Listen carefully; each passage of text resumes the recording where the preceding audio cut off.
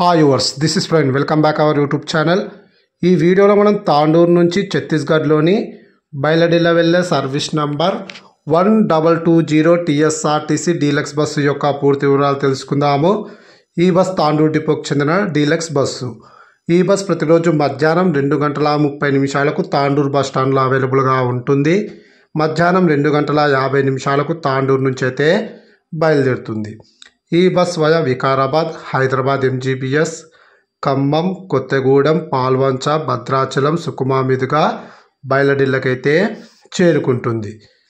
ఈ బస్ వికారాబాద్కు మధ్యాహ్నం 3:10, హైదరాబాద్ ఎంజీబీఎస్కు రాత్రి 7 గంటలకు, ఖమ్మంకు అర్ధరాత్రి 12 గంటలకు, కొత్తగూడెంకు అర్ధరాత్రి 1:40, పాల్వంచకు అర్ధరాత్రి 2:10, భద్రాచలంకు తెల్లవారుజామున 4 గంటలకు, సుకుమాకు ఉదయం 7 గంటలకు, బయలడిల్లకు ఉదయం 8:30 అయితే చేరుకుంటుంది.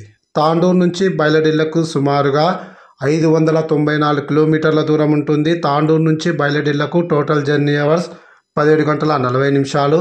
తాండూరు నుంచి బయలడిల్లకు బస్ ఫేర్ రిజర్వేషన్తో కలిపి 1120 రూపాయలు అయితే అవుతుంది.